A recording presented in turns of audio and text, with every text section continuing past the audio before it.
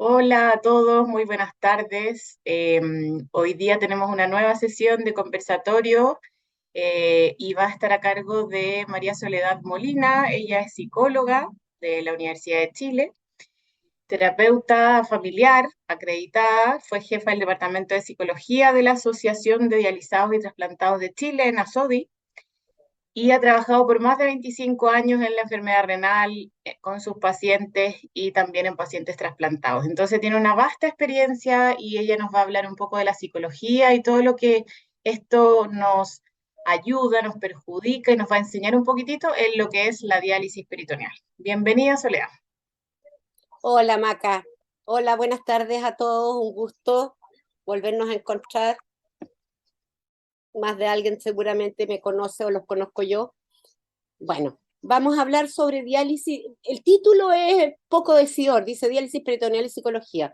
Quiero contarles que estuve revisando mucha bibliografía sobre el tema de la psicología y la diálisis peritoneal y la verdad las cosas que hay muy poco. Eh, Tan poco como la cantidad de personas que se hacen peritoneodiálisis en este país, que no alcanza el 10%, siendo que los estudios y todos hablan de ciertas características que tiene la peritoneodiálisis que hacen o permiten una vida bastante más autónoma y bastante más libre, entre comillas. Pero bueno, vamos a darle una vueltita a esto. Por favor, al lado tiene que haber una cosa que diga preguntas o no sé cómo. ¿Te mandaron la cosa, las preguntas, Maca?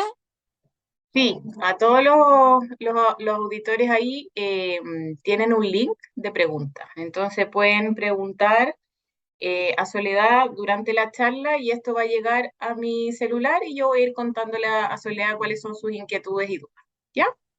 Sí. ¿Y por qué le pongo harto hincapié a eso? Porque les van a ir surgiendo preguntas y la idea es que las expresen de inmediato. No esperen porque si van esperando, después se les va a olvidar y no van a poder tener la información completa. La idea es que no se queden con ninguna duda, ¿ya? No me había dado cuenta y está la tele prendida. Ya, vamos a ir entonces con diálisis peritoneal y psicología. Como bien dijo Maca, mi nombre es María Soledad Molina Cantín. Soy psicóloga, terapeuta familiar y especialista en área renal. Y en este momento estoy representando a la Sociedad Chilena de Nefrología. A ver, ¿cuáles son las características de la enfermedad renal crónica? Aquí vamos a hablar de enfermedad renal crónica porque en términos de la etiología, de cómo cursa la enfermedad antes de entrar al tratamiento sustitutivo renal, ¿cierto? Es igual. Es igual para los que posteriormente se van a hacer hemodiálisis, que para los que se van a hacer peritoneodiálisis o los que van a acudir o van a estar aptos para un trasplante. Entonces vamos a hablar en términos generales.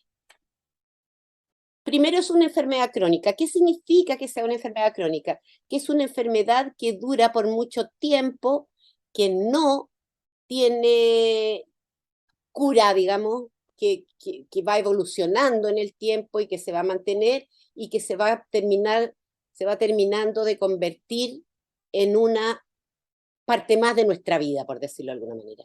Y yo quiero poner también a harto interés en que cada uno de nosotros tengamos muy presente que la enfermedad es una parte más de nosotros, no es nuestro enemigo, no es alguien con el que hay que luchar y pelear y vivir amargado, no. La enfermedad crónica, y en este caso la enfermedad renal, se convierte en un nuevo estilo de vida. Y como la mayoría sabe, o casi todos saben, esta enfermedad no presenta síntomas en un principio. Solamente aparecen los síntomas cuando las fases están más avanzadas, cuando ya estamos en etapa 4 o 5, y ahí nos vamos dando cuenta de que tenemos este problema de salud. Y aún así, los síntomas no son síntomas tan evidentes como que no me aparece un tumor, una cuestión que sea notoria que tengo una enfermedad. Sencillamente me siento cansado, tengo un poco de náusea, me convierto en el flojo de la familia porque quiero dormir, me pica el cuerpo, o sea, son cosas que uno pudiese inclusive dejar pasar. Por lo tanto, eso dificulta harto en la toma de conciencia de la enfermedad. Mucha gente dice, no, si yo no estoy enfermo, si me molestan algunas cositas nomás, no sé por qué me quieren meter a diálisis. Y no, pues. Y una de las cosas más importantes y que tiene que ver mucho con cómo es que vamos a vivir con la enfermedad renal en tratamiento de peritoneo de diálisis, en este caso particular, es que requiere cambios de hábitos, no solo alimenticios, sino que también de actividad física y radical. Y en el caso de la peritoneo diálisis, cambios en los hábitos de vida generales.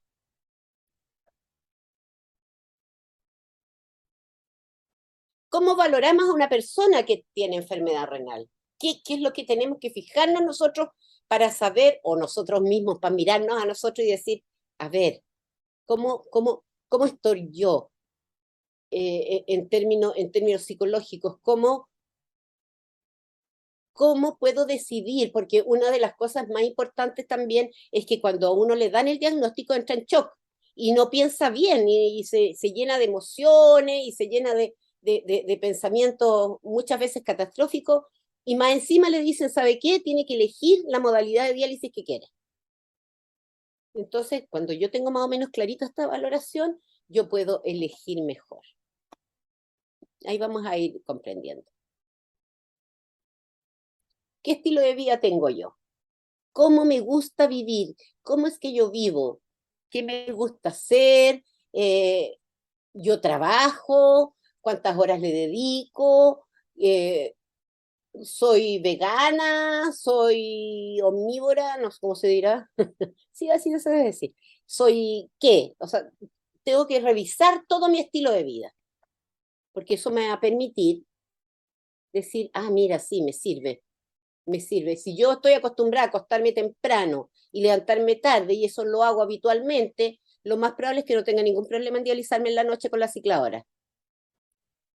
Si yo soy buena por el carrete y me gusta llegar a las 2, 3 de la mañana y después levantarme a las 6 porque tengo que ir a trabajar, es probable que tenga que cambiar ese hábito si quiero hacer peritoneo diálisis. Respecto a la información demográfica, tiene que ver con dónde vivo, ¿cierto? Cuál es mi entorno, mi situación familiar, mi situación económica, el lugar donde estoy habitando, ese tipo de cosas. ¿Cuál es la rutina de trabajo o estudio que yo pueda tener? Fundamental. A las personas que trabajan en horarios bastante rígidos, digamos, o personas que estudian en la universidad diurna, por ejemplo, se les hace difícil dializarse en la mañana o a mediodía. Entonces, es ahí donde uno tiene que ir pensando, ah, mira, me sirve mucho más la peritoneodiálisis. ¿Cuál es el estado de salud general? Si nosotros podemos pensar que la salud es el bienestar biopsicosocial de una persona y cómo se mueve en su entorno, tenemos que también pensar que podemos tener enfermedad renal crónica, que podemos estar en diálisis peritoneal, pero mi estado de salud general puede estar bien también, porque nuestra enfermedad renal la podemos manejar de una forma bastante adecuada y hacerlo, como yo les decía, una parte más de nosotros y que haga que nuestros hábitos se vayan adaptando y mi estado de salud general puede ser bastante bueno. Y eso nos permite tener una vida normal, obviamente. Los conocimientos tienen que ver cuánto sé yo, cuánto soy capaz también de aprender respecto de todo esto. Por eso, por ejemplo, cómo yo puedo concientizar ciertas cosas, cómo yo puedo ir aprendiendo cómo funciona la máquina, cómo puedo aprender en la capacitación, cómo me puedo hacer los cambios manuales por la máquina o como fuera. Eh, y esos conocimientos son fundamentales.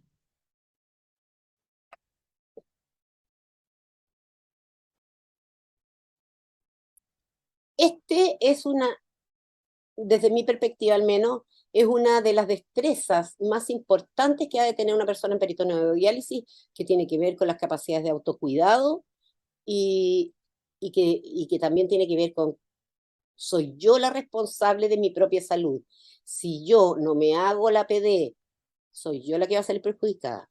Si yo me la hago mal y toco alguna cosita por ahí, me produjo una infección y la peritonitis me la gané yo. Entonces, las destrezas, ¿cierto? Y las capacidades de autocuidado son fundamentales. También hay personas que se hacen como súper dependientes y esperan que otro se lo haga. Pero la idea también de la PD es que uno sea lo suficientemente autónomo y responsable para poner su vida en sus propias manos, literal.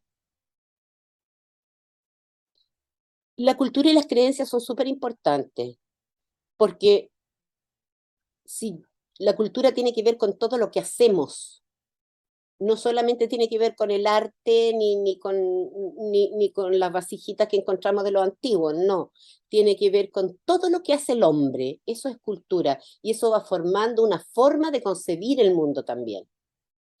Y las creencias es todo aquello que nosotros damos por cierto y creemos que es así, que muchas veces no tienen nada que ver con la realidad, pero lo creemos. Como por ejemplo, hay tanto medicamento que me dan, lo más probable es que me esté haciendo más mal que bien, entonces mejor tomar menos medicamentos y me voy a tomar menos medicamentos y me dejo de tomar medicamentos importantes y después tengo las consecuencias de que no ha habido una buena respuesta porque no he tomado los medicamentos.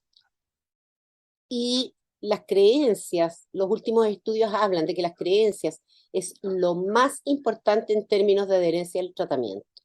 Si yo creo que si me salto una PD una vez a la semana, no me hace nada porque no tengo eh, ninguna demostración clara de eso, no importa, me la salto. Pero sin saber, sin tener conciencia del daño que nos estamos haciendo cada vez. La capacidad cognitiva, cuando tiene que ver con la capacidad de inteligencia en el fondo. Cuando uno ve las indicaciones y las contraindicaciones para PD, están contraindicadas las personas con deficiencia mental y están contraindicadas las personas psicóticas, ¿no? Personas que su pensamiento o su forma de acceder al mundo se hace más dificultosa. Limitaciones físicas. Naturalmente, hay personas que les cuesta mucho más dializarse a sí mismos y ahí sí que necesitan tener una buena red de apoyo. Perdonen que yo refiera a algo súper personal, pero yo tuve un hermano que tuvo un problema grave de salud y por ese problema hizo vejiga neurogénica y después insuficiencia renal. Y se dializó durante 6 años por PD, pero no podía porque se le había paralizado una mano. Tenía la mano espástica en el fondo, sí. ¿Y cómo te vas a conectar si tenías la mano así? Entonces él se la hacía porque le parecía adecuada la peritoneodiálisis, pero él era incapaz de hacerlo solo, porque los riesgos eran muy superiores a su propia autonomía. Pero las limitaciones físicas también tienen que ver. Se me ocurrió ese ejemplo como un homenaje a mi hermanito.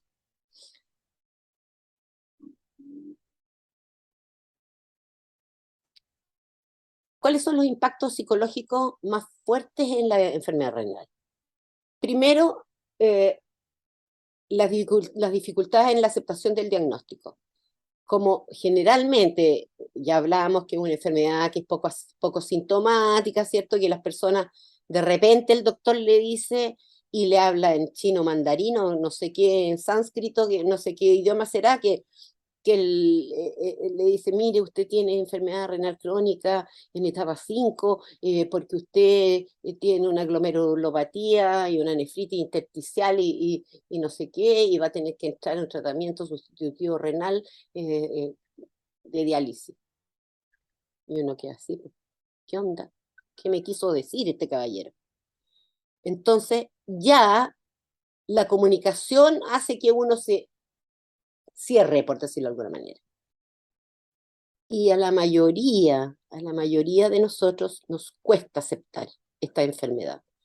Y nos vamos como a los extremos, o lo vivimos como una cosa tan catastrófica como que nos vamos a morir de una, o no lo pesco.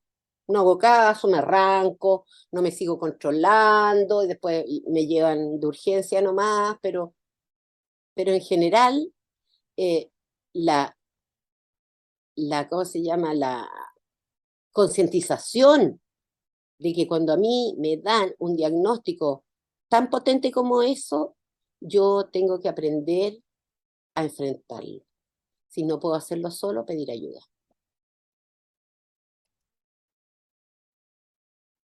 Los cambios en el estilo de vida, ya lo hemos conversado, todos los que se hacen PD ya saben perfectamente a qué me refiero, que tiene que ver con que la vida debe cambiar bruscamente en varios aspectos, tienen que cambiarse la rutina, ya tengo que aprender que dónde voy a guardar ¿cómo se llama? Mis soluciones, dónde tengo los cassettes, dónde tengo la cicladora, y si no, y si me lo hago manual, tengo que tener mi atril o lo que fuera, y eso tiene que ser, y tengo que saber que ya las ventanas no pueden estar siempre abiertas, y tengo que saber un montón de cambios en mi estilo de vida, y que a cierta hora tengo que estar conectado, y que también, un poco como conversábamos hace 15 días, también la alimentación es importante, no que porque yo me haga peritoneodiálisis puedo comer lo que se me ocurra y antoje, sino que tengo que tener bastantes, entre comillas, a ver, son limitaciones, pero son limitaciones positivas, que si uno se convence y lo mira positivamente, nada es poco sano en eso. Todo lo que nos recomiendan, haga una vida sana, no sé qué más, es lo que podemos hacer estando en diálisis.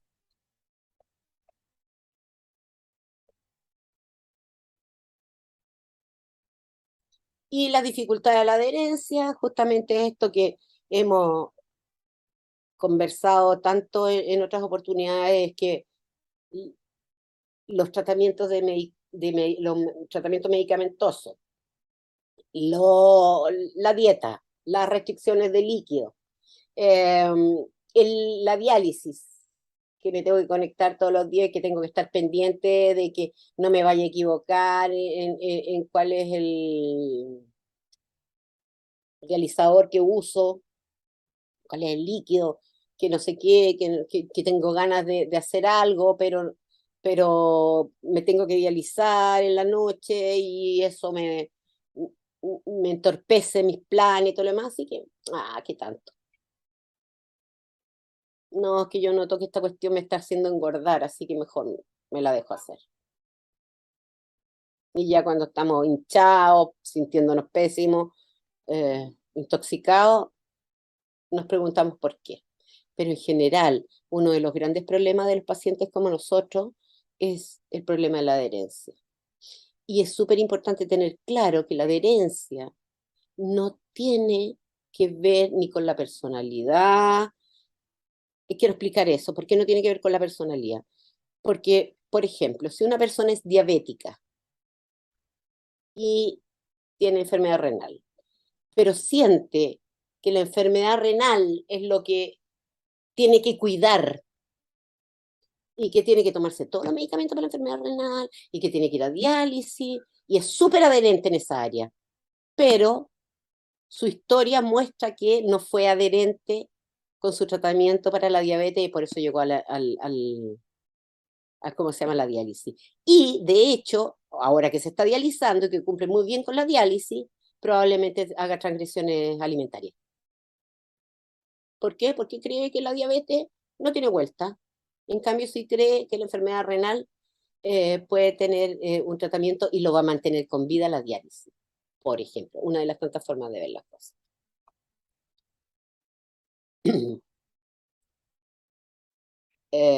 Eso, mientras tanto. ¿Cuáles son las fuentes de malestar psicológico? en las personas con enfermedad renal crónica. En el área individual y personal, ¿cierto? Este conflicto de independencia y dependencia. Pucha, y ahora yo no puedo ser la misma persona independiente de antes, que podía salir, que podía hacer esto, lo otro. Y es bastante contradictorio, es como paradojar, porque uno dice, peritoneo diálisis permite mucho mayor libertad. Pero si a mí yo soy pájaro nocturno y me gusta salir de noche y me tengo que dializar todas las noches, me voy a sentir tremendamente dependiente.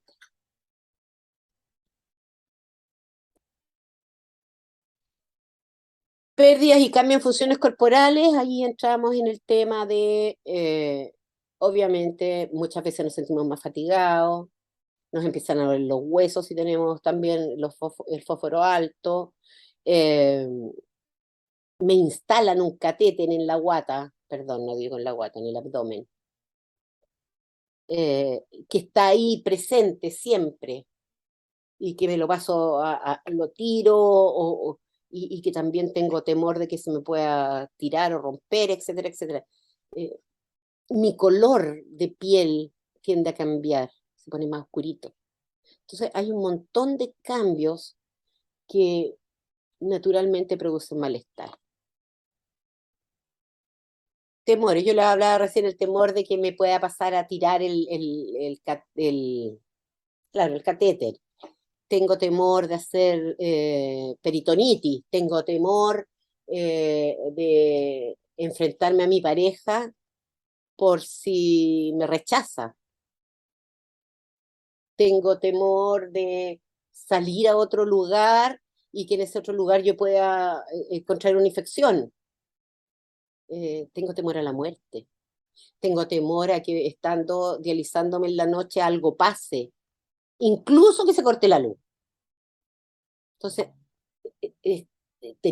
se dan cuenta la cantidad de cosas que nos metemos en la cabeza que nos van reverberando, digamos, y dando vuelta que es agotador.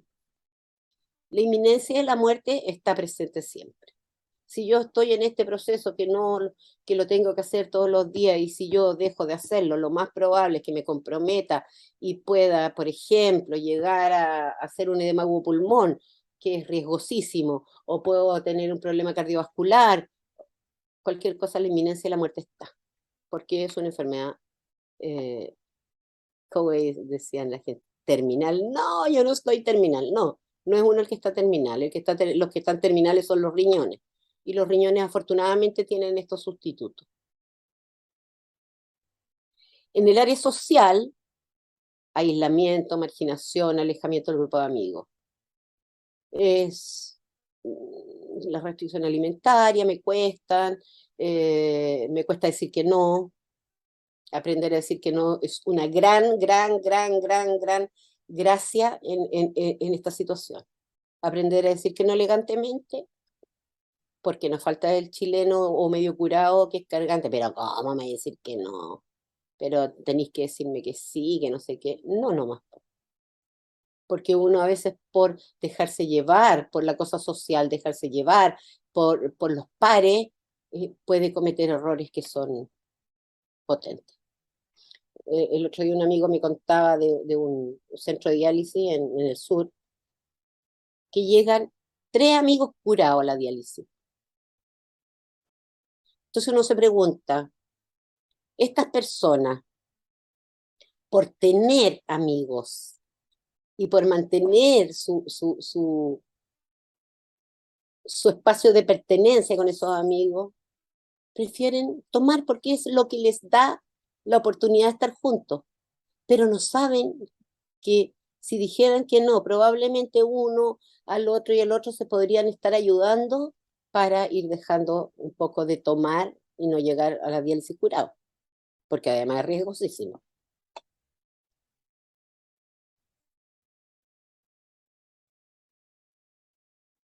En el área laboral hay pérdidas de trabajo, ¿cierto? Dificultad en el cumplimiento de los horarios y disminución de la productividad. Sin embargo, si nos ponemos a pensar positivamente y nos ponemos a pensar que uno de los grandes obstáculos de la diálisis, hemodiálisis, es el tema de los horarios. En peritoneo se acaba el problema. Se acaba el problema porque yo trabajo de 9 a 6, ¿cierto? Que es el horario habitual, de 9 a 6, y me dializo de 8 a, depende de las horas que tenga.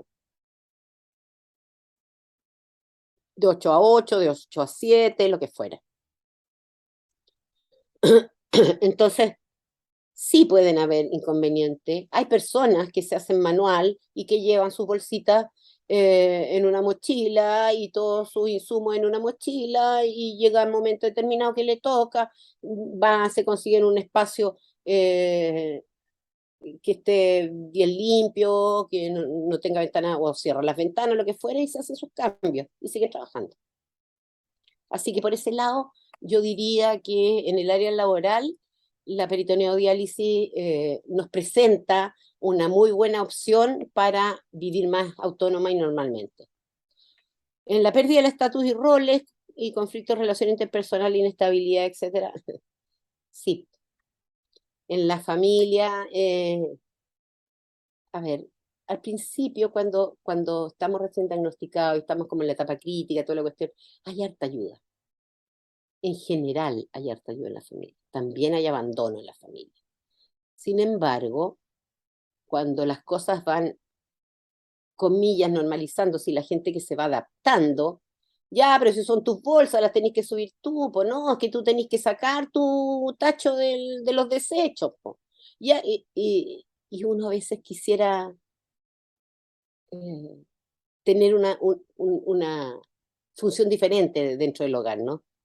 O si yo soy el proveedor de la casa, eh, tampoco me gusta tanto que yo me tenga que ir a conectar y la gente siga haciendo su vida afuera, y yo ahí me siento como súper aislado, como un poquitito abandonado, y si estoy cansado voy y le digo a la señora, ¿sabéis qué? Que yo ya no me las puedo, y me siento frustrado y puedo expresarlo en rabia y en mil cosas que van a traer problemas de índole familiar.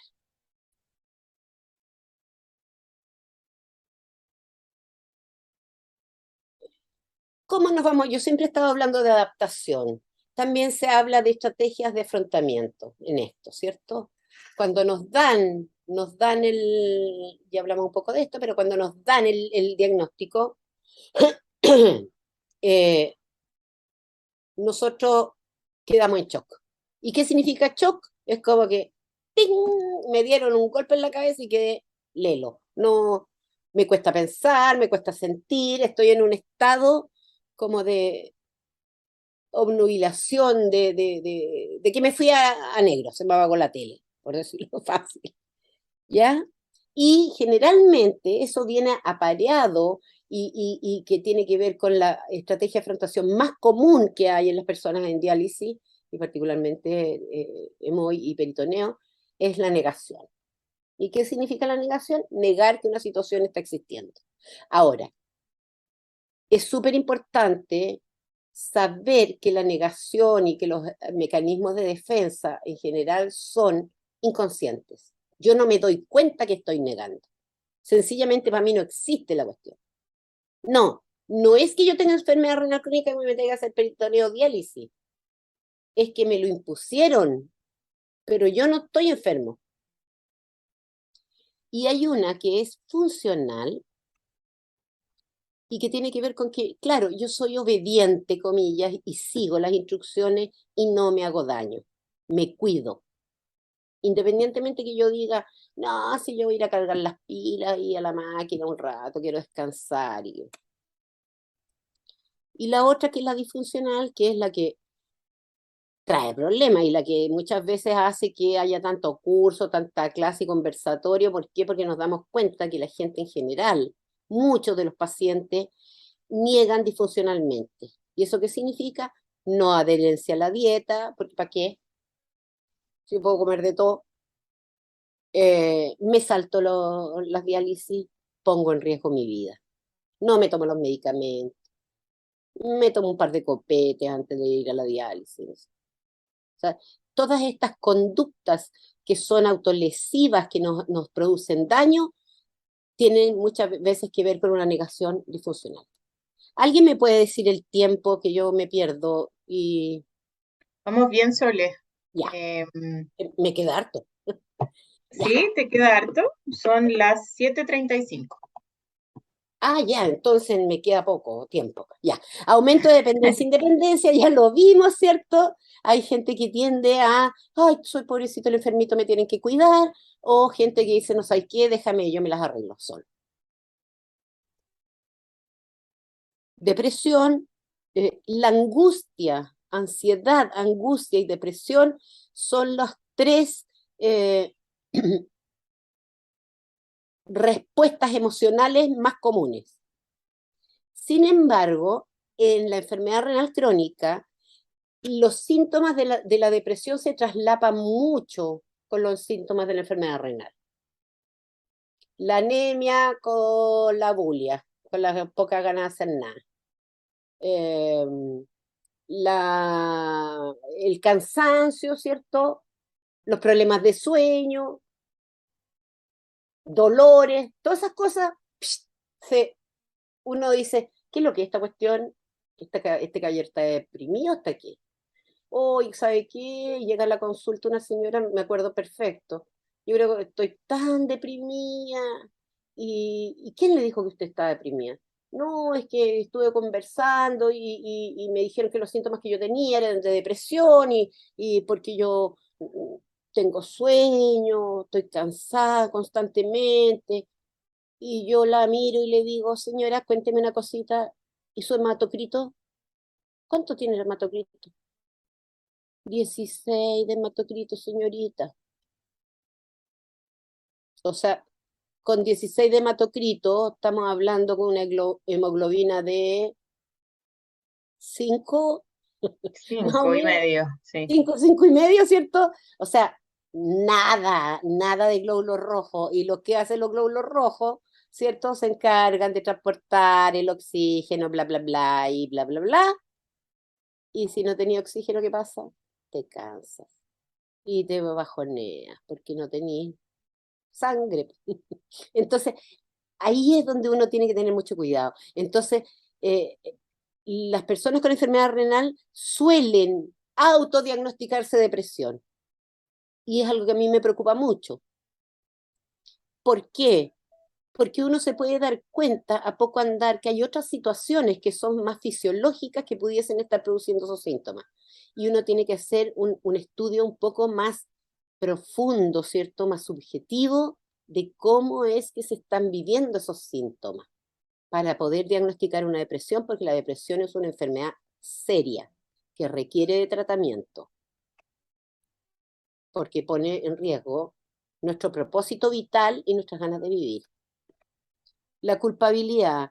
La culpabilidad está constantemente en que chuta y me comí tal cosita y qué me van a decir cuando vaya a control o mm, algo tengo que haber hecho para tener esta enfermedad.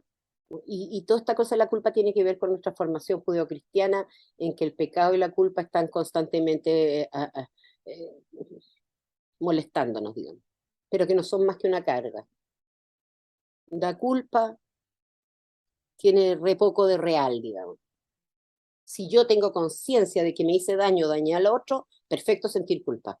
Pero si yo no he estado muy consciente, prefiero ser responsable y decir, ya, asumo que me equivoqué.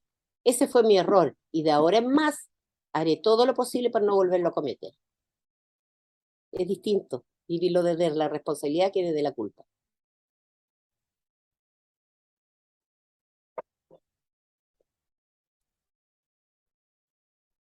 Bueno, la ira y la hostilidad, que se demuestra la hostilidad, es también súper común, porque hay mucha frustración, hay mucho dolor detrás de un diagnóstico de una enfermedad como esta. Y además, por nuestra cultura, lo vivimos peor todavía, más catastrófico. Entonces, muchas veces sentimos que el mundo está en contra nuestro y empezamos a actuar hostilmente hacia los demás. y me enojo con mi familia, y soy el mal genio de la familia, y llegan los papás a decir, pucha, esta cabra está tan idiota, que no sé qué le pasa, que anda todo el día enojada. Entonces, por eso yo decía yo, todo esto tenemos que mirarnos nosotros y ver dónde yo me identifico y cómo yo puedo irlo resolviendo de a poco. Si yo me siento que ando hostil, me tengo que mirar, cerrar los ojitos, respirar y mirar para adentro y a ver, ¿y por qué estoy enojada? ¿Es enojo lo que siento? ¿Es dolor? ¿Es frustración? Buscarle un nombre a esa emoción para poder por fin empezar a ver, porque el primer paso es darse cuenta que uno tiene el problema y empezar a ver y empezar a buscar resolución. Si uno no puede, que lo más probable es que uno no pueda, tiene que acudir a una persona o si es creyente, a un sacerdote, si quiere ir a un psicólogo, si quiere ir a un psiquiatra, si quiere tener un consejero, lo que fuera.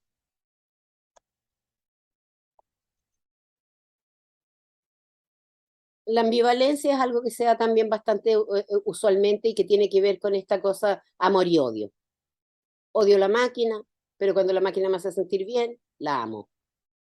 Cuando voy donde la enfermera o tengo un problema y no me contestó la llamada, la odio. Y cuando me da un buen consejo, todo lo demás, yo la amo. Entonces estoy así, dándome vueltas entre que es bueno y es malo.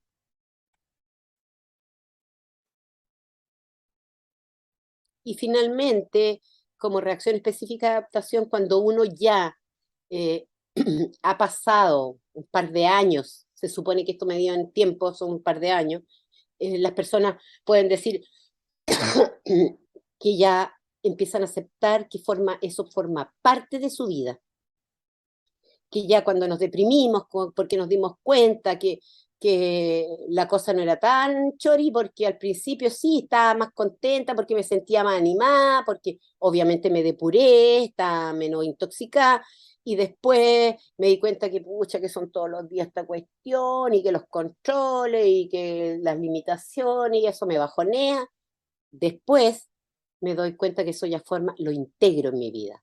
Y digo, ya, perfecto. Si esto va a formar parte de mi estilo de vida y de mi vida de ahora en más, ¿qué es lo que yo tengo que hacer para vivir de la mejor manera posible? Aquí hice una pequeña síntesis, ¿cierto? Donde explicaba que la enfermedad renal crónica, ¿cierto? Tiene sus aspectos psicológicos, que ya lo conversamos un poco, cuál era el impacto de la enfermedad, cómo afrontamos, ¿cierto? Y nos adaptamos al tratamiento. Y en estos aspectos psicológicos tenemos estas alteraciones emocionales, que hablábamos de la ansiedad, ¿se acuerdan de la, de la depresión? Hay unos escasos casos de psicosis por ahí que se puede producir por mala depuración, etcétera, pero son exógenos y con unas buenas diálisis se, se arreglan. Las alteraciones conductuales también las conversamos, ¿cierto? Que tenían que ver con qué cosas hago yo que me pueden estar perjudicando para mi mejor estado de salud. Y las alteraciones sociales también hablamos que tiene que ver con esto de eh, cómo me relaciono yo con mi entorno inmediato. ¿Y cuáles son las señales entonces de tener un problema de salud mental? Hay cambios en los hábitos alimenticios o de sueño. Si yo comía normal, pero me puse a comer el doble o el triple, algo me está pasando. Si yo, a pesar de, ya me acostumbré a que la maquinita va a sonar de vez en cuando, ya, ya tengo un estilo de dormir bastante adaptativo, en que tengo el cuidado de que no se vaya a codar la vía, etcétera, y de repente empiezo a tener insomnio. Ojo, algo está pasando. Cuando me doy cuenta de que hacía cosas que lo pasaba tan bien, ay, mira, yo bordaba. Y dejé de bordar, ya no me gusta bordar, como que no tengo ganas. Pero sé que era algo que me gustaba mucho. Hoy antes me juntaba harto con mi amiga, ahora no, cuando cada vez que me invitan le digo, no, me da lata, gracias. Tener nada, poca energía, sentirse vacío, dice, o como que si nada importara. Es una sensación de estar plano emocionalmente. Nada me alegra, nada me enoja mucho. Estoy ahí, como digo yo, vegetando. Y si yo estoy en ese estado de planeza, planidad, plano efectivamente, tengo que preguntarme qué está pasando. Dolores o molestias inexplicables. Hay gente que se queja, va al médico 5, 10, 20, 30 veces y le hacen examen y todo, y le sigue doliendo por aquí, después le duele más para acá, no sé qué, y no le encuentran nada. Pero hay que poner harto ojo porque probablemente pueda ser un equivalente depresivo que se llama. Cuando o yo estoy buscando atención, de alguna manera estoy pidiendo ayuda. Mi cuerpo lo expresa a través de dolores. No, no me sé leer también las emociones, yo como persona, que de alguna manera le mando a mi cerebro la orden sin darme cuenta. Acuérdense que todas estas cuestiones generalmente no son inconscientes, por lo tanto no hay culpas. Le mando la orden desde mi cerebro, ¿cierto?, a mi cuerpo que me duele tal cosa. Y por ahí hay estudios que hablan del lenguaje corporal, del lenguaje del cuerpo, donde ciertas cosas que duelen tienen que ver con ciertas emociones que están reprimidas. Por ejemplo, las personas que se enferman de los riñones, dice que se enferman porque sintieron mucho miedo o rabia.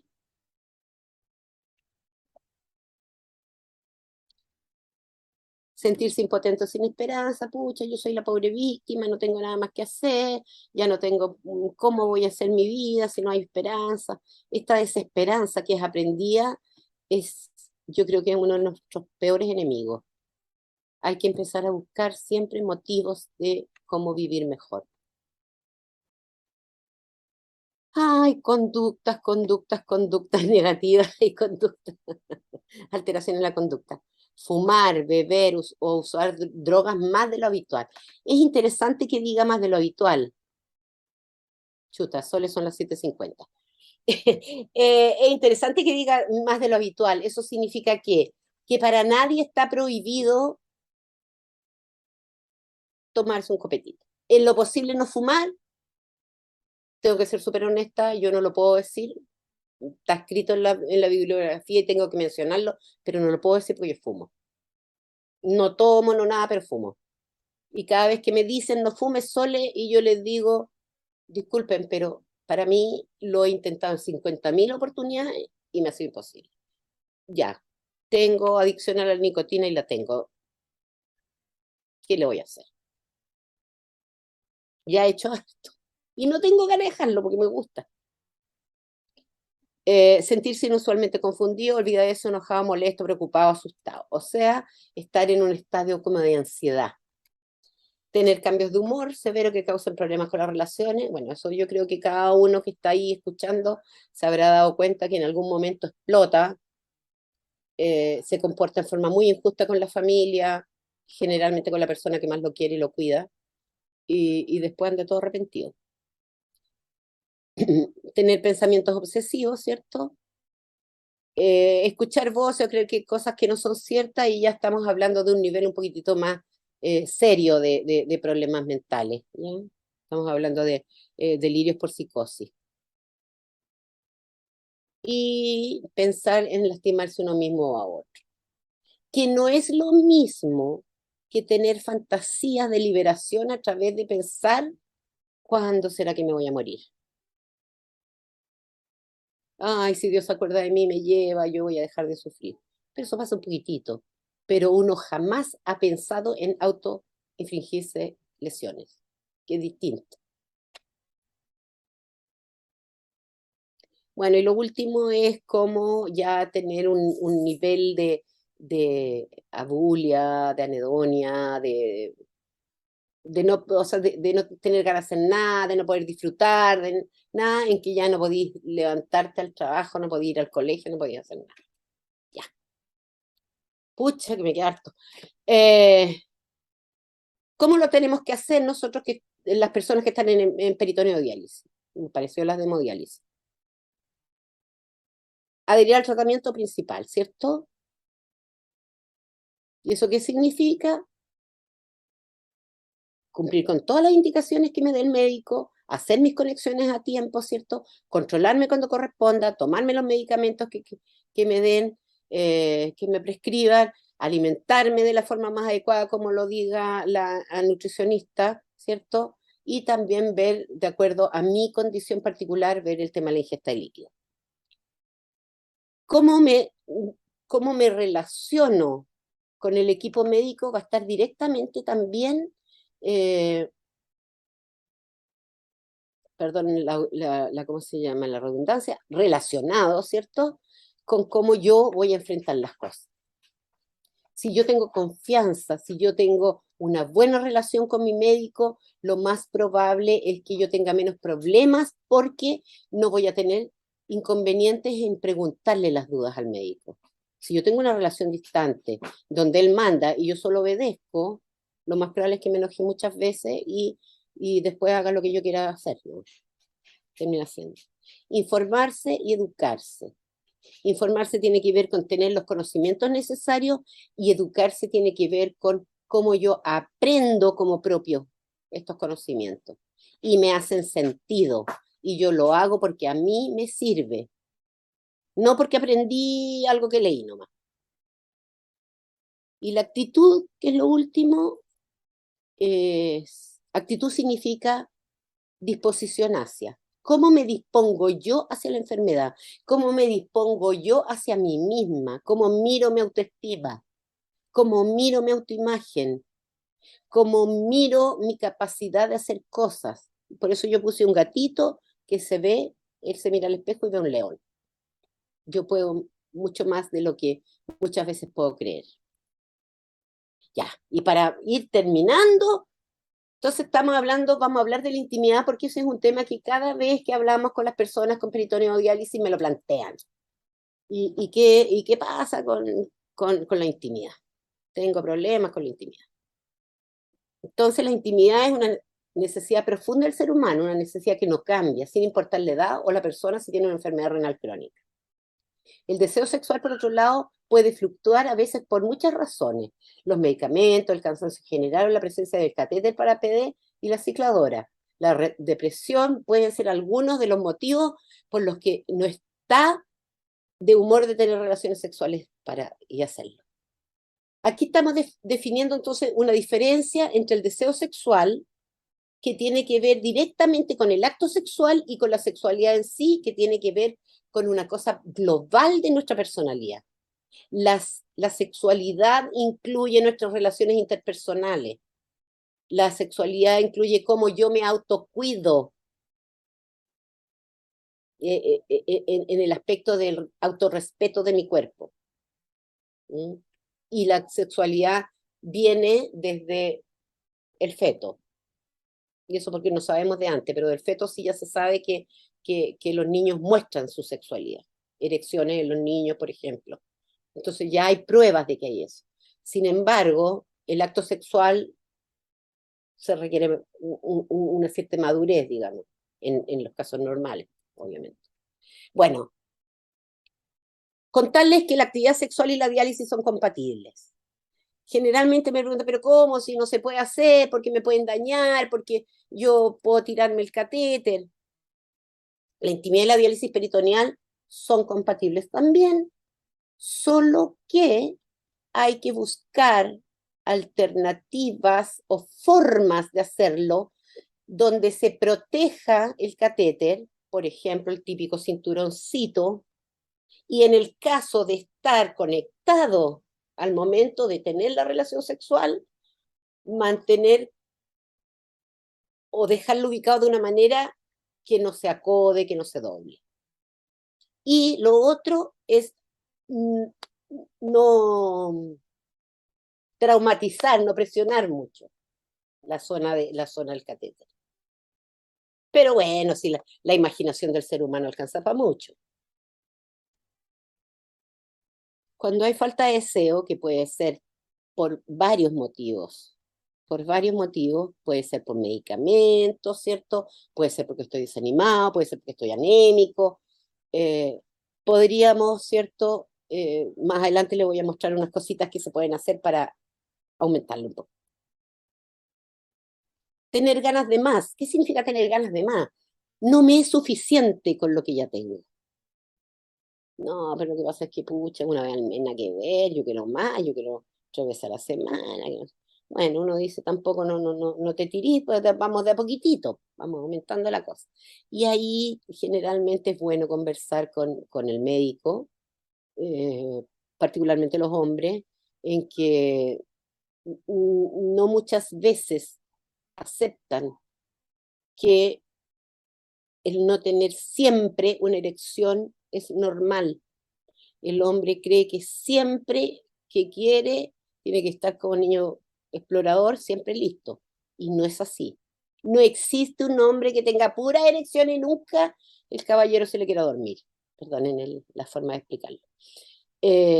Entonces, allí es súper bueno hablar con el médico. No sé por qué, bueno, por nuestra enseñanza, ¿cierto? Nuestra cultura, la gente no se atreve a hablar de la sexualidad. No se atreve, le da susto. Y no se da cuenta que está rodeado de puras personas que le pasa lo mismo o muy similar. Entonces, en eso hay que perderle el miedo y hablar con toda confianza sobre eso. Y lo otro también que es súper importante, he tenido varios pacientes en que dicen, pucha, pero es que me pasa esto otro, y no me gusta que me haga esto, y no me gusta hacer esto otro, y no me no sé qué. Convérsalo. No va a pasar nada si lo conversas. Y más si lo conversas desde ti. A mí me pasa que, no, oye, pero es que tú me hacías esta cuestión que no me gusta. No, a mí me pasa que yo siento que a ti te gusta tal cuestión, pero a mí no. Podemos conversarlo, podemos llegar a algún arreglo, mediar, etcétera, negociar.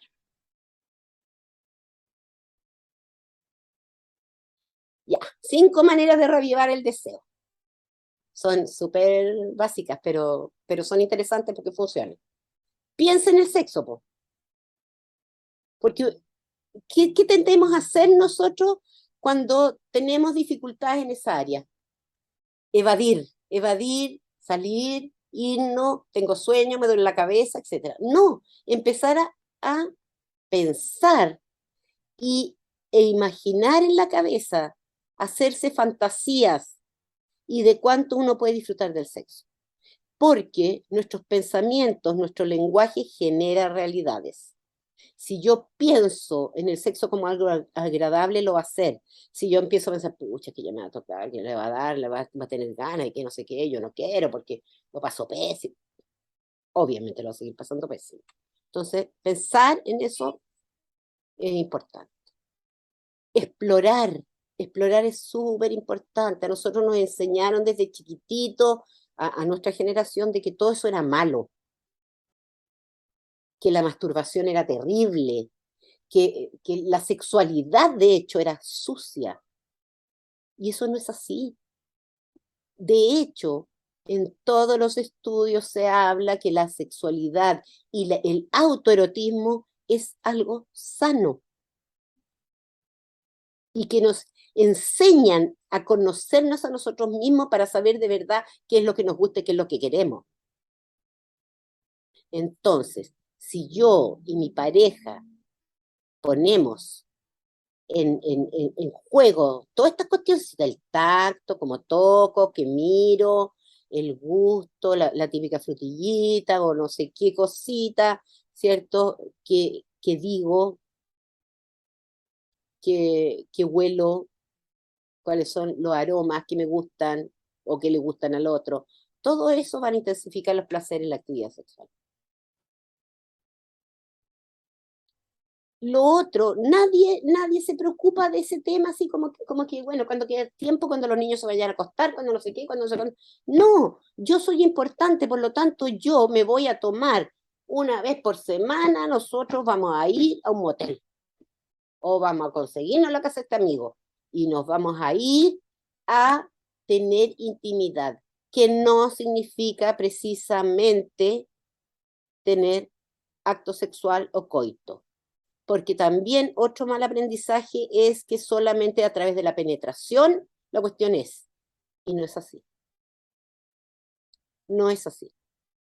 Basta con uno tomarse de la mano, acariciarse, hacerse cucharita, estar ahí, y uno no sabe qué pasa después, pero, pero dejarse fluir. Eso es súper importante. Y poner música romántica, ¿cierto? Para mejorar el estado de ánimo, esa cuestioncita, una musiquita bonita, así, igual salva. Ay, mira, me salió al revés. Y también túrnese con la pareja. Hay gente que dice, ay, pero qué ridículo, ¿cómo voy a hacer esto? Me da vergüenza. En la pareja no hay nada que esté bien o que esté mal. Las cosas funcionan nomás. Mientras los dos estén de acuerdo, tienen que hacerlo. Entonces, aceitito aromatizado, masajito por todos lados, le enseñan a sentir al otro y uno también aprende a sentir, y eso puede ser un precioso juego previo. Y listo, ¿cómo sobrellevar mejor? Dice, contar con una vida activa y satisfactoria. O sea, tenemos que seguir viviendo pensando que la peritoneodiálisis es una fase más, es un aspecto más, y no es mi todo. Mantener los sentimientos positivos, yo puedo, las cosas van a funcionar bien, me puedo bajonear, sí, pero ya mañana va a cambiar la cosa. Uy, se me fue. Ahí. Controlar los sentimientos negativos, siento rabia, siento pena, ya, perfecto, los puedo sentir, pero la rabia en particular, yo la siento, pero no le ando pegando coscacho a todo el mundo. Tengo que aprender en qué momento yo puedo ir y mostrar y de qué manera voy a expresar mi rabia. Trabajar en la autoimagen, no lo conversamos mucho porque creo que ya lo habíamos conversado tanto, el hecho de que esté el catéter ahí, los cambios, sí, algo dije yo, eh, algo afecta en la autoimagen. Oh, que me va a ver fea, me voy a ver poco atractiva. No, hay que trabajar en eso. Recuperar la autonomía y la independencia. Cuanto más dueño de mi vida y de mi tratamiento soy, porque la enfermedad es mía, mejor. ¿Por qué? Porque voy a estar dándome cuenta que sí soy capaz. Contar con relaciones sociales gratificantes, ¿cierto? Buscar buenos amigos, por decirlo de alguna manera, y fortalecer la sensación de competencia. Yo soy capaz. Y eso. Muchas gracias. Ya no tengo más que contarles por hoy. Me pasé mucho el tiempo. Muchas gracias, Sole. O sea, estábamos todos muy interesados y escuchando, así que está lo mismo a lo largo. Hay hartas preguntas, entonces voy a empezar por la primera. ¿Cómo puedo lidiar con la ansiedad de que funcione el tratamiento? De que sí funcione. Me imagino que está con la expectativa de algo más, Si es posible la que ella persona. pudiese, a través del mismo chat, explicar, ella ya está en peritoneo diálisis, si está en peritoneo diálisis, ya está funcionando, por lo tanto, la ansiedad no va por ese lado, es una Claro. fantasía. La ansiedad se produce generalmente, es una sensación como inespecífica de temor a lo que puede ocurrir hacia adelante, y generalmente tiene que ver con algo negativo. Pero la característica que tiene entre la ansiedad y la angustia, las características que tiene es que generalmente tiene que ver con realidades formadas en la cabeza, con que Perfecto. no es algo que sea concreto, no está ocurriendo, porque si Mm, está en peritoneodiálisis, necesito que funcione, está funcionando, si se lo está haciendo y está claro. depurando y sus controles también, la ansiedad no va por ese lado, la ansiedad que ella tiene probablemente tiene que ver con otras cosas que pueden ser un poquitito más profundas y que por ahí Mm, no salen a su consciente. ujú. Quizá el miedo, como tú hablabas, y también que Claro, puede ahí como estarla paralizando. Mm. exacto. Acá hay otra pregunta, dice, ¿cómo abordar la adherencia? Esa difícil pregunta, porque yo también me lo pregunto todos los días de mi vida. Mira, hay varias formas, hay varias formas. Primero, entender que la adherencia no es algo fuera de mí, que nos han enseñado equivocadamente que adherencia es cumplimiento. Y viene el Mm, médico, y viene la nutricionista, y viene el psiquiatra y todo, y me da órdenes respecto de lo que yo hacer. Pero nunca se pregunta qué es lo que yo siento al respecto. Y yo tengo que decir que sí. Entonces, cuando estoy en buena con el médico, hago todo lo que el médico me pide, pero no me vaya a decir algo que me cargó, po. Lo mando a claro. buena parte y se acabó la adherencia. Por lo Se tanto, no amurró era y se adherencia, fue. claro. Por lo tanto, no era adherencia, era Era obediencia, cumplimiento. claro. Cumplimiento. Y en cambio, la adherencia significa el, la conciencia de que las medidas de autocuidado que yo tomo y el seguimiento de las prescripciones de los profesionales, yo la adopto como una forma que a mí me hace bien. ¿Nota la Claro, diferencia? sí, son como aprendidas, más que Tú nazca, que se vayan aprendiendo, claro. te empiezan a hacer, porque empiezas a pensar que, a ver, pero esto me hace bien, esto me hace mal. ¿Qué hago? Ah, qué tanta cuestión si me hace mal. Pum, me mando el vaso de Coca-Cola. Así es. Acá hay otra ¿Cachai? pregunta, dice, sí, hola, buenas tardes, ¿cómo puedo ayudar a, a un familiar que está recién iniciando diálisis peritoneal? Me imagino. Dice diálisis, pero me imagino que es diálisis peritoneal. Mira, estando, mostrando cariño, siendo tolerante, pero no complaciente, que hay una Mm, tremenda diferencia. La tolerancia tiene que ver con que ya, perfecto, a ver, me meto en los zapatos de mi amigo, de mi familiar o de quien sea, podría estar pasando re mal. Y que yo lo venga a retar, o que yo lo venga a tratar mal, le viene peor. Pero mm, le puedo decir, ¿sabes qué? Mira, quiero que sepas que estás contando conmigo y que vas a contar siempre conmigo. Cuando tú estés dispuesto a conversar de una forma adecuada donde podamos encontrar soluciones, conversemos. mm, Pero sí tener que el otro tenga la conciencia de que no está solo. mm, Y eso, exacto. probablemente, claro, porque voy a hacer una infidencia aquí. Yo creo que una de las cosas que a mí más me ha servido en mi carrera como psicóloga renal es ser paciente renal, po. Claro, o sea, eres, Porque a la- mí no me hacen lesa y porque usted se ha sentido lo que yo. ¿Te fijas? claro, O sea, claro. Yo creo que saben. también eso influye en la herencia. Yo creo que cuando tú le hablas a tus pacientes como desde tu experiencia, como mirándola de uno a uno, ¿Mm? también eso genera más adherencia, po. O Pero sea, como que lógico. eso ayuda. En Y cambio, yo claro, cuando les el doctor, el biostor que le está dando órdenes es más, más difícil, o la nutricionista que los retamos ahí de claro, repente. y cuando yo Mm, les explico que cuál es el efecto que hace el agua dentro de su cuerpo, y que si se toma 1 litro, se toma 2 litros, 3 litros, 3 litros, ¿cuánto se va a ir inflando el globo, por ejemplo? Cuando mm, voy a la llave y le explico lo mm, que es la hipertensión y le hago correr la llave y todo un cuento bien, bien, bien concreto, mm. eh, parece magia, pues, Sí, pues, pero no exactamente. es magia. Es que le hizo sentido. Magia fue que prendiste la luz con tu celular. Ya, otra, Que no otra me doy pregunta. cuenta. Sí. Mira, dice, ¿cómo puedo ayudar a despejar la mente para ayudar en mi tratamiento? ¿Existen mecanismos naturales para controlar la ansiedad?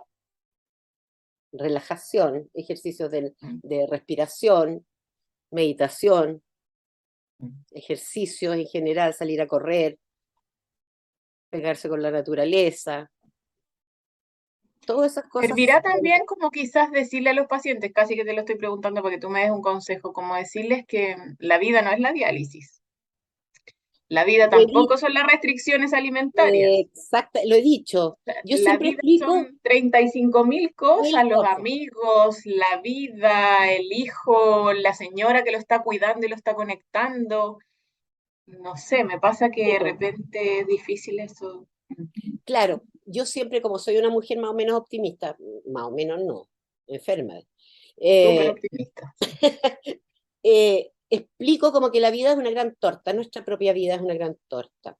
Entonces yo digo ya, ¿qué es mi vida? Es que soy dializadita, es que yo me hago peritoneo diálisis, soy dializadita, me empiezo a cortar las venas con eso, ¿cierto? Porque el victimismo es una cuestión súper habitual y tenemos que mirarnos desde ahí. ¿Cuánto me victimizo yo? Mm, ¿Cuánto gano victimizándome? mm, Entonces, claro, pues si vivir como que el único aspecto de mi vida es la diálisis, es pingüe negocio, porque voy a tener a todo el mundo pendiente. Oye, mm. perdone que sea tan directa, digamos. No, pero, súper claro, súper claro.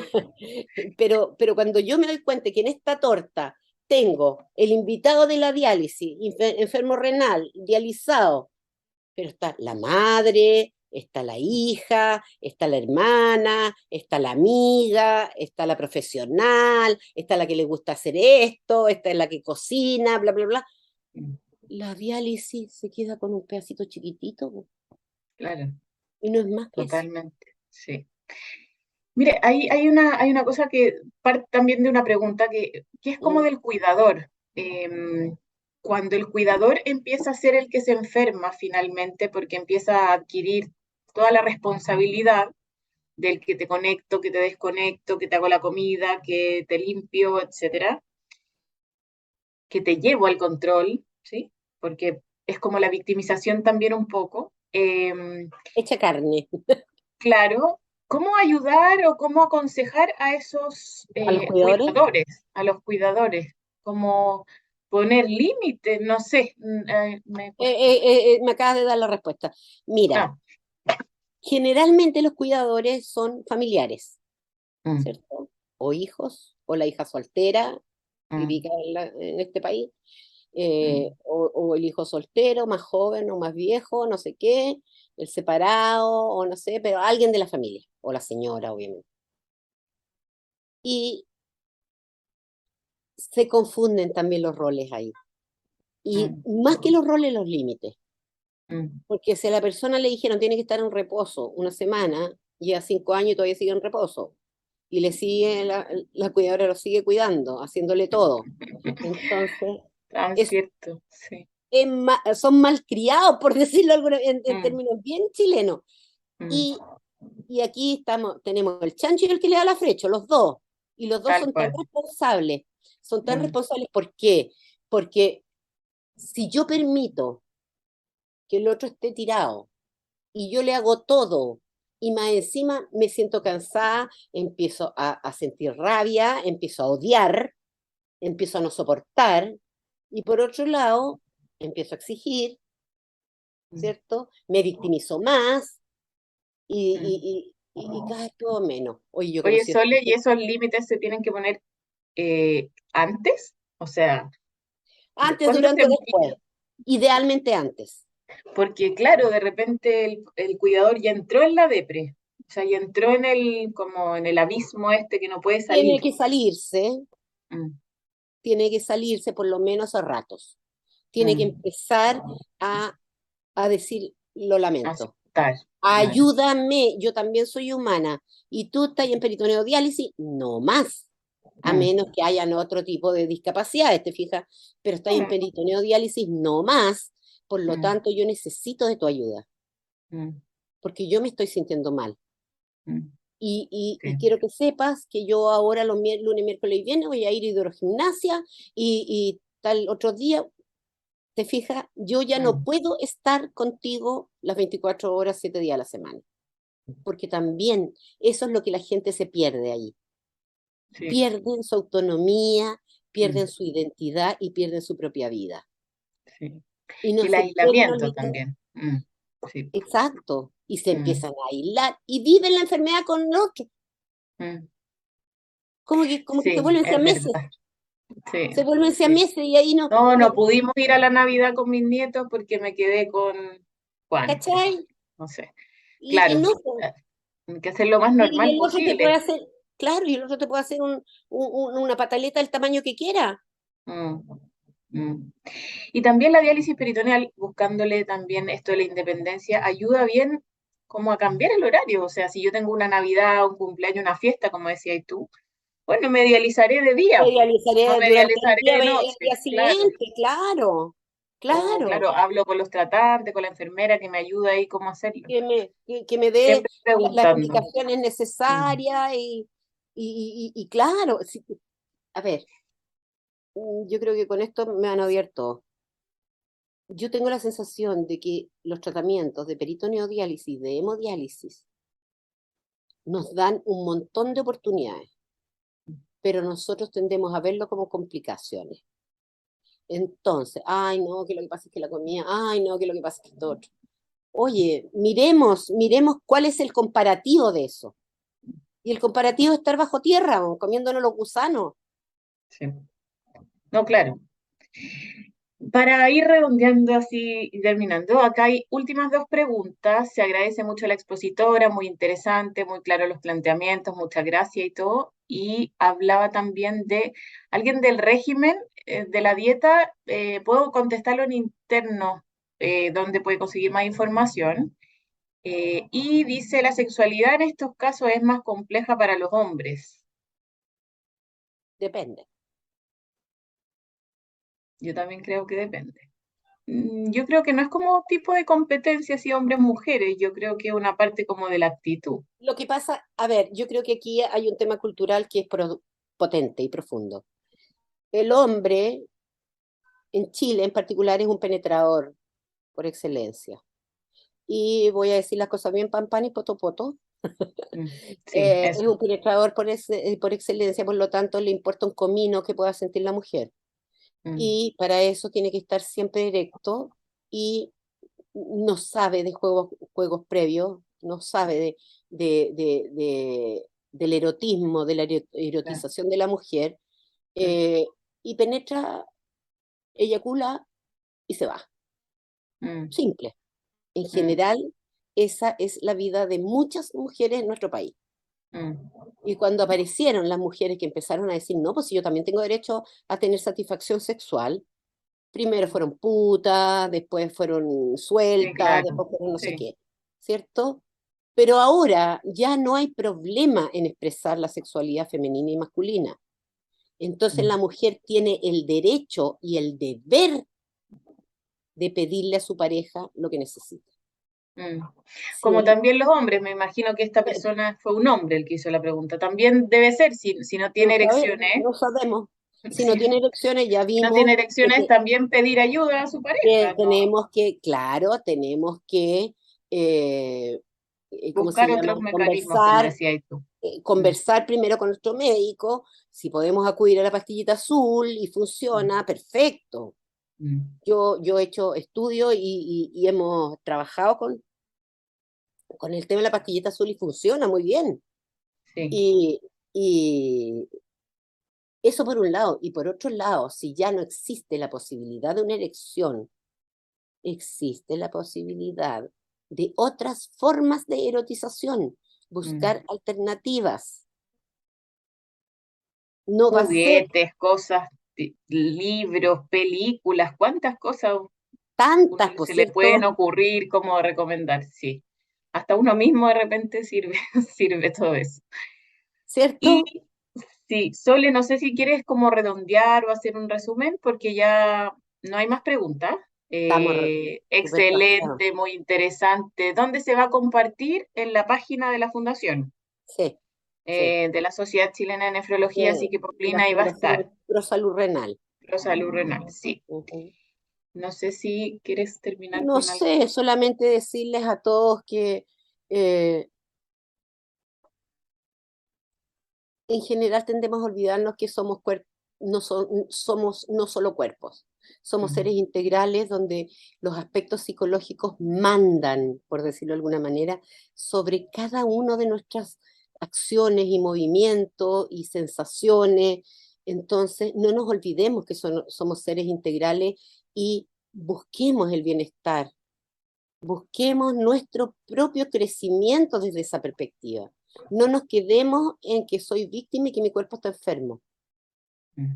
Y bueno, y ahí estamos nosotros para ayudar en lo que podamos. Así que un Obvio. gran abrazo para todos ustedes. No sé quién está, supongo que hay alguien Muchas más de gracias. Sí, sí, hay varios conectados. Así que Ya, muchas, muchas chao, gracias, Sole. Nos vemos en otra oportunidad. nos Chao, vemos. chao.